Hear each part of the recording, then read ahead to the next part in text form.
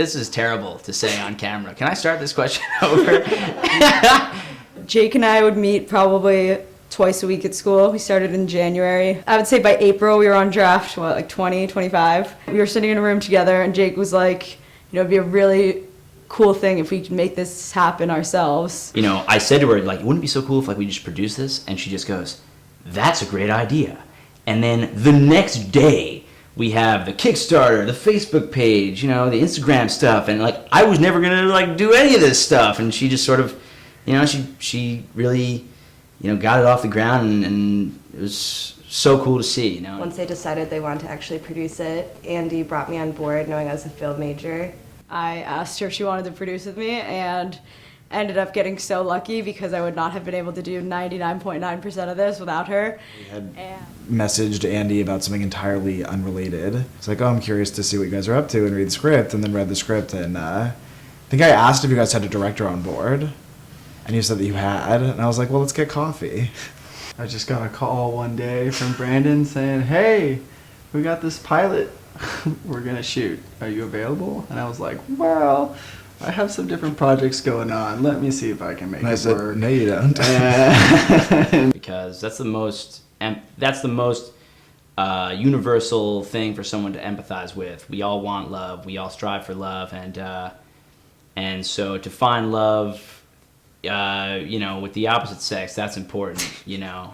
What? I went on the initial audition, and we obviously hadn't seen the entire script. But in my lines, we had a scene where I was smoking herbal cigarettes, which I actually do all the time, so I felt like it was like a little meant to be moment for me where I was like, I'm in the table meeting. Vanessa walks in. Holy shit, this girl is hot. And I hope she doesn't see this. I go for the handshake. She, pulls me in for a hug. I'm like, oh God, how am I gonna make it through, filming with this woman? Oh God. And I immediately leave the room. Can't stay in there for long. So this was purely romantic for you? Yeah.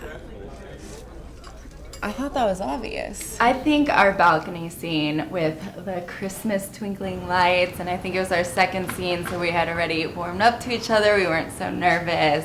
It felt good. I think we had some moments up there. I was like, this is a really young, new age, group of people making a cool film, a cool pilot, so I want to be part of it. It appears that the treatment was not as effective as we had thought. I read the script and I loved it from day one, and I was like, this is such a good opportunity to extend sort of the roles I play. I always end up playing the Prince Charming roles, and I was like, this is the perfect chance to not play Prince Charming. I'm going to be able to play a guy that plays Prince Charming. This is David Mars, friend of mine. He's a writer. For me, that party scene, I think for me is probably the best, my favorite scene I've ever written, and I gotta give all the credit to Brandon and Mason for doing a sick job of bringing that to life. A lot of this stuff is so real to me. I've been at a million parties where I'm just, the guy off in the corner playing with the Rubik's Cube, which I think we can all relate to. I've been at the parties with him. He does do that. I have brought Rubik's Cubes to pre-games. Excuse me, miss. Would we be good together? Probably not. I have a lower sex drive than most women of childbearing age, which you'd soon become frustrated with. Not to mention, I misuse idioms on a regular basis. For example, case and point, for all intensive purposes, and I could care less. Well, case in point, for all intents and purposes, I couldn't care less about a relationship between us. I think ideally, Life on Mars is an online hit, Netflix, Hulu, whatever. I think it can attract that kind of audience.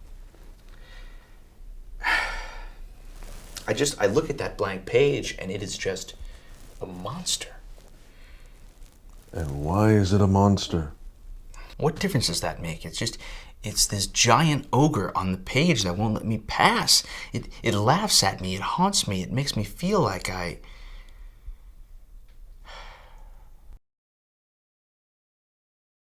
Oh, at the end of the first season? Yeah. Oh, it's easy. Easy peasy. Michael Storch and David Miles will be living together in a small little condo in Silver Lake. We'll have 3 little girls named Bessie, Marjorie and Doreen.